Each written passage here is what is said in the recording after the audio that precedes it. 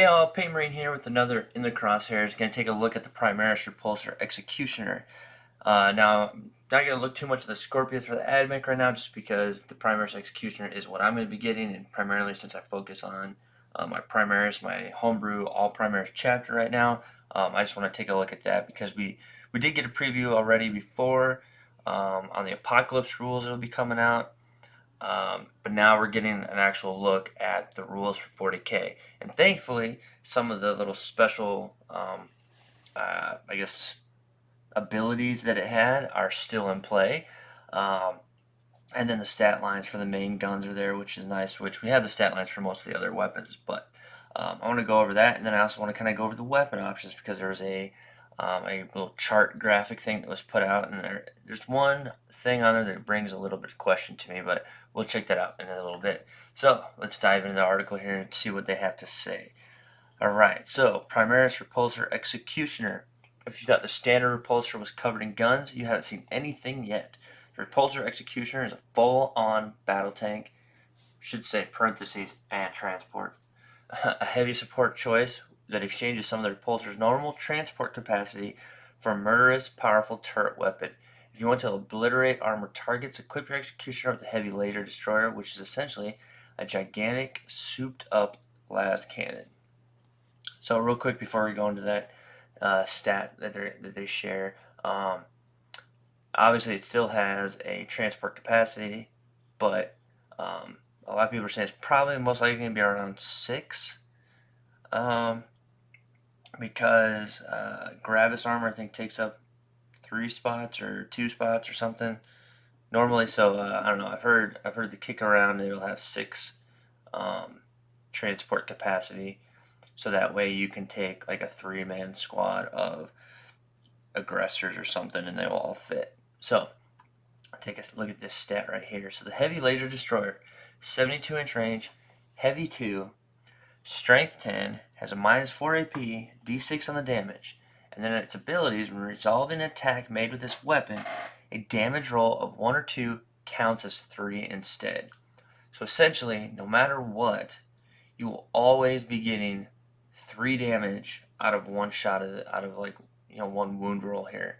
So once you get your wound roll, then you're, most likely going to be, well, you will get a minimum of 3.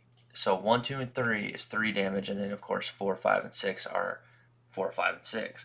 So that's kind of nice, kind of cool actually, that you can do a decent amount of damage just right there. So if you're shooting at something with a strength 10 and you got a heavy 2, that's just really good. Plus, as long as this thing still has the power of the machine spirit rule that the other repulsor had, you can still move and shoot your heavy weapons without that penalty. So even moving and still getting your 2 shots off should be pretty good, especially if you paired a captain or something else kind of nearby to reroll any ones. So, right there, you're going to get 2 shots with a potential damage output of 12, but a minimum of 6 if you make your wound rolls, which a strength 10 and a -4, you very well could be doing pretty good on those wound rolls too. So I really like that. Plus that 72-inch range ain't nothing to, shy away from. Now this right here, we'll talk more in a little bit, but let's move on. Alternatively, if you want a more flexible but still hard-hitting primary weapon, go with the Macro Plasma Incinerator. So let's take a look here. So pretty standard what you would think. I believe this is very similar to the stat line that the Redemptor Dreadnought has with the Plasma Incinerator. So you have, it's 36-inch range. For the standard, you're going to get a heavy D6, and the supercharge also heavy D6, but your stat line changes slightly with the strength going from 8 to 9 when you supercharge. AP remains the same at -4, but damage goes from 1 to 2. Of course, if you supercharge on a hit rolls of 1, your bear is going to suffer mortal wound. So, pretty standard right there for that. 36-inch range, like I said, all this is pretty good. But, I don't know, kind of a trade-off. More shots, for sure, you're going to get heavy D6. So that doesn't necessarily mean you could get potential to get more, but still, You could still roll a 1 or a 2, and then you're only matching the above, and then you're at a lower strength and everything. So, yeah, it's kind of a good trade, kind of an interesting trade-off there. But let's move on here, because those weapons hit hard enough as it is. But if you really want to pour on the pain, you can use the equivalent optics to fire them twice. So, let me click on it. But anyway, if in your movement phase this model does not move or moves the distance less than half its move characteristic, it can shoot with a heavy laser destroyer or macro plasma incinerator twice in the following shooting phase. The weapon must target the same unit both times. So if there's like a big something that you want to get rid of, you don't move, or if you just move half, which I don't know the move distance on this thing yet, but I'm assuming it's probably going to be 10 like the Repulsor. So if you move 5 inches or don't move, you can shoot your main weapon at the same target twice. For me, this is where the heavy laser destroyer comes in. At 72-inch range, really, if I can set them up in a good spot where I've got good line of sight and I've got that distance with that 72-inch gun, I don't have to move, or I only have to move 5 inches to get a little bit closer. Plus, I'm pretty sure this thing's going to have fly, so I could probably, if there's a building, obviously can't be like teetering on the top of a small antenna, but if there's like a building with enough of a flat space for me to, we'll fly up and plot my repulsor right there, no wobbly model syndrome, I can just sit it up there with good line of sight and fire away. And at that distance, most likely it's going to be a minute before my enemy can even reach out and touch the repulsor that's pumping out that damage. Now, the trade-off to this is all the other weapons. So while I'm sitting in the back shooting this 72-inch gun, and without moving or moving only half the range, yes, I'm getting 4 shots out of a very strong gun that has a good damage output. I guess the downside of it is the rest of my weapons being out of range. So, yeah. So let's look at here. That's not even all. The Executioner is coated with secondary weaponry systems that complement its main gun nicely. It's fair to say that with a Repulsor Executioner in your army, your opponents will soon learn to fear your shooting phase. So yeah, this is where a lot of comparisons have been made, calling them the Primaris Tau, or the, I can't remember, but yeah, basically the Primaris are turning into an Imperial Tau, just a gun line type of thing, which is, I think it's pretty true. They don't really have any close combat right now. There's not I know Reavers were kind of supposed to be that, but they don't really have any good close combat weapons. If they could take something really good, I do like their heavy bolt pistols that they have, because you can shoot those in combat, but still. And the other thing being that shock grenade thing, I wish that was a little bit better range, because when they drop in, it'd be nice to be able to grab, shoot in, throw that to kind of blind your enemy, and then in a subsequent turn they'd be able to charge, and they'd be at a little bit of a disadvantage. But because of the range of the grenade, your chances of getting that off before you're charging or getting charged is pretty slim. So, but yeah, that's it for the that we have for the article here. But I'm going to jump into my next kind of segue, and we'll talk more about kind of like what I think is probably, for me anyway, going to be in a smart way that I'm going to kit these out. Most likely I will be magnetizing just the main gun, because most of these other options aren't as flexible as the Repulsor. Even though I did not magnetize my Repulsors, I ended up just buying 4 of them and doing my favorite kit outs on those.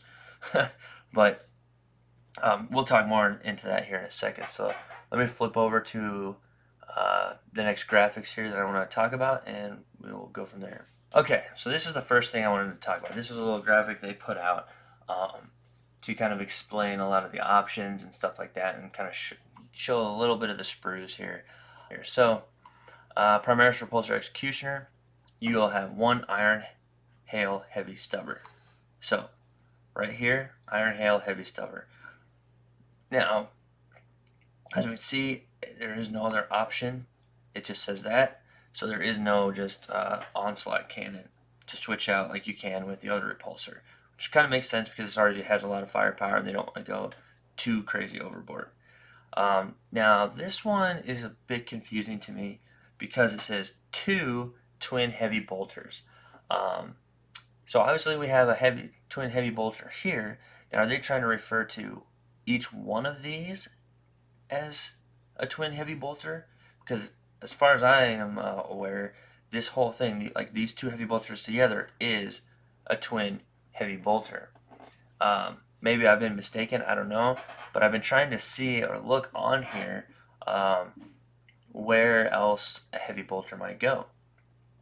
And then we have like kind of back here, which we'll get to that weapon option in a minute, but I was thinking, well, okay, maybe you can switch this weapon option out for another twin heavy bolter, but I don't believe that to be true because as you'll see with the only, well, for the one of the weapon options that you can switch out, it says kind of like has a either or, as we can see down here on the main gun. So I'm not sure if this really does have 2 twin heavy bolters, and if it does, where does the second one go? Where does it fit in at? So then it says 4 auto launchers. So we have looks like the 2 kind of sit on the side here, and then we have this one here that these appear to be like the turret little ones that used to sit above the door here on the side have been moved up onto the turret. So I'm assuming those are 1 and 2. One thing I didn't see mentioned, and we'll kind of go down some more. Yep, I don't see it there. So it has the crack missile launchers on here, or crack grenade or crack missile, I can't remember, but it has the crack launchers on here. And that's not part of the auto launchers. Like these are the auto launchers you have. But yeah, like I said, there's no mention of the crack. Also, with these auto launchers, I don't know if this means you can't switch these out for storm bolters, or if they all just have to be like a grenade variant of some kind. So that's another interesting kind of thing here, because I do know you can also, like, there's a rocket pod option that you can put on the side, at least one side that I know of. So again, there's just kind of like, I'm not sure how this graphic is, if it's not sharing the full picture exactly or what. Then we have, of course, the heavy laser destroyer macroplasma. So right here you have the slash, so you can take either the heavy laser destroyer or a macro heavy incinerator. So there we have it. So this is that twin Icarus Iron Hail heavy stubbers. So there's 2 of them in the back. On the regular repulsor, you could either have the rocket pod, the 1 Iron Hail, the Icarus Iron Hail, the Icarus rocket pod, or the storm bolters, or one of the grenade launcher things. So that was the options in the back there, and as of right now, I only know of this. Then they have this 1 stowed tool for broken grav plates. Like, okay, I don't really understand where on here that goes. It's just a little fun widget thing. It's going to have 2 different heads for the gunner, so you're going to have your typical helmet and no helmet, which, okay. And then we have 1 heavy onslaught Gatling cannon. So the actual main gun for the other repulsor is now a coaxial gun to the main here. So and then trying to look at the sprues here, it's kind of hard to see a lot of the options. Here's that stowed tool for broken gravs. We got one of the iron hails. I'm not sure if that's the Icarus or not. It looks like it probably is the other half of this one, so it's probably the Icarus. Onslaught cannon. We got the main gun here, main gun. Yep. Then we have this is probably the turret gun. So we have a rocket pod there. And I can't quite tell what this is. We got some grenade launchers there. I'm not seeing any other options here for the grenade things. Just yeah, because these all. So this looks like the rest of the thing. This looks like the sprue that has all your weapon options on it. And like I said, I only see grenades here, so it doesn't look like you can do storm bolters on the turret, unless that's what these might be right here. These might be the other side, because this is the kind of the body. Then this faceplate here goes onto the body. But this kind of has the same potential shape Unless the pictures, no, these might also be those auto launchers that are more like a box shape right here, actually. Okay. Then we do have the crack missile, so just something that was omitted, I guess, from their listing of weapons for some reason. And that's the turret for the Icarus. But really, I'm only seeing the one set of heavy bolters, the twin heavy bolters. So I'm not sure why they put two. I guess they must be trying to count. I guess one of these, for some reason, is called a twin heavy bolter. Yeah.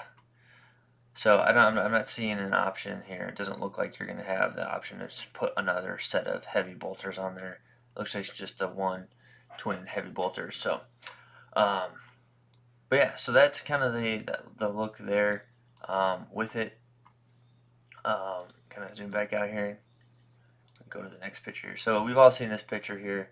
Like I said, like here's a twin heavy bolters. I don't really see anywhere else it could go unless you could put one on the back. But again, I think they just kind of may have, I don't know, not realized it. I'm not sure. I'm not tracking what happened there.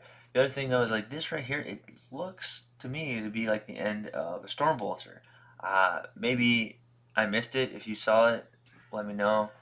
But this looks like you can still put those twin storm bolter, the twin link storm bolters on there. Um, Not 100% sure, but like I said again, like that looks like storm bolter um, option right there. So I'm not sure why again with they just put auto launchers. I guess they don't want to put way too much on the graphic. I guess maybe because I definitely know that you can put rocket pods on the turret as well. You can see there's a rocket pod. They still have another auto launcher on the other side. So the other thing too is I've never seen more than one rocket pod on here in a depiction of this model. So maybe that means there is only an option to add one rocket pod to replace one of the auto launchers, but you still take a regular one. So not sure. Be interesting enough. And then here we go.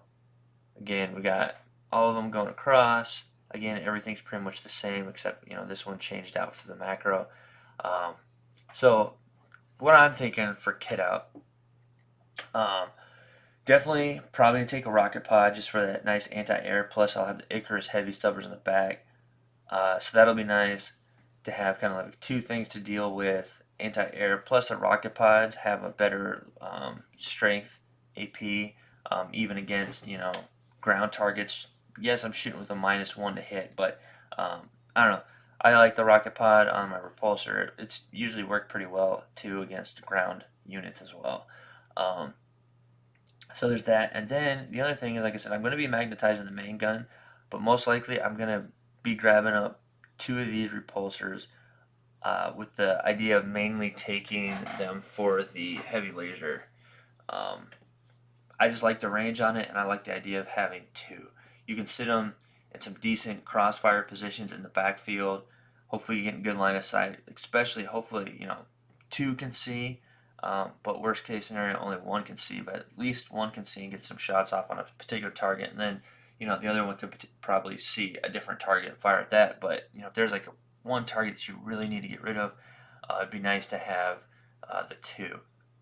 Along with it as well, you could have one with sight, so it stands still, and then you move the other one up. So whether you're moving your half or your full, if you end up having to move your full, at least you're getting two shots off with the other four, so you're getting a total of those 6 shots with the main gun.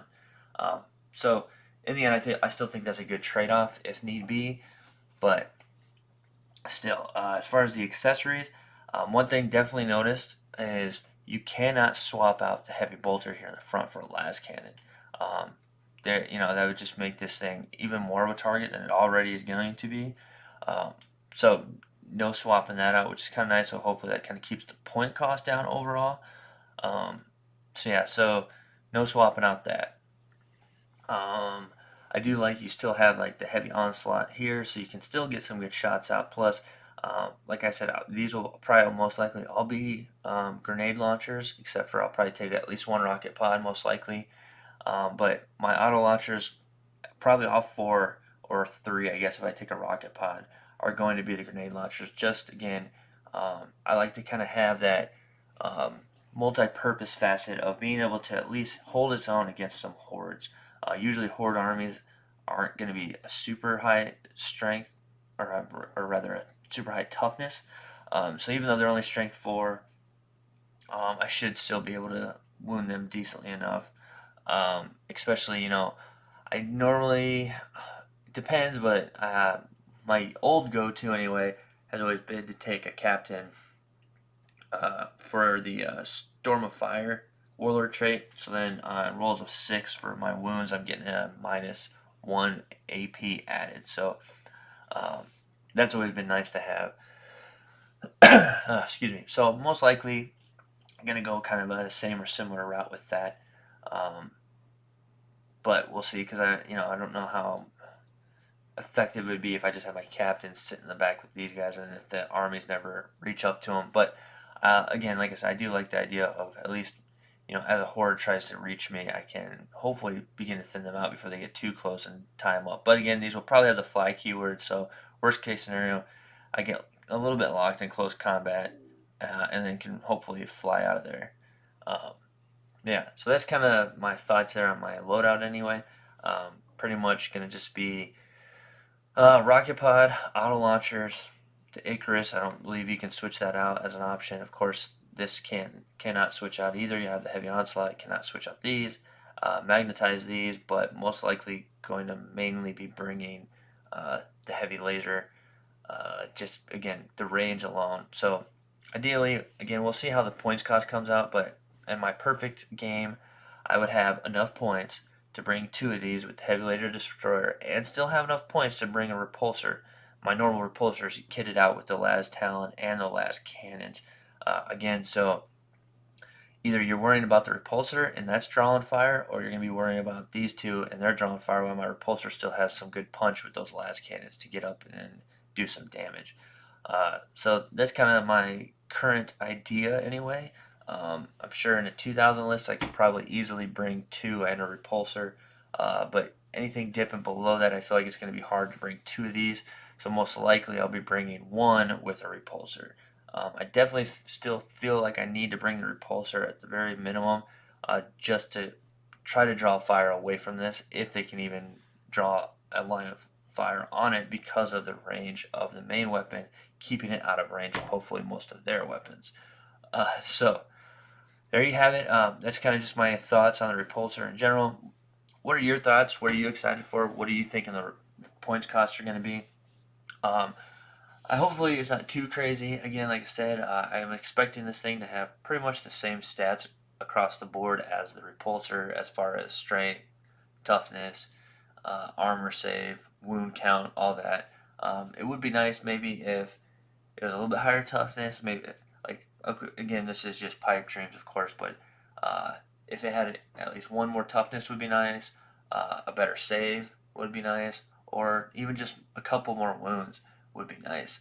Um, Now, if we were to get all of those, that'd be great, but the points cost would probably go up a significant amount. If we just get any one of those, I'd be okay. It's just something a little extra just to make it a little bit more survivable should it get targeted, which this thing will. One of the funniest things I saw was a lot of people were saying we need another option, another transport option, because our repulsors in a pure Primaris army, repulsors are just, well, even not pure Primaris, repulsors are just a huge target. They have just so many weapon options and can pack a pretty decent amount of damage that out of the gate, like they're just targeted right away. So a lot of the community response is like, we need something to combat this. We need a cheaper transport option for our troops.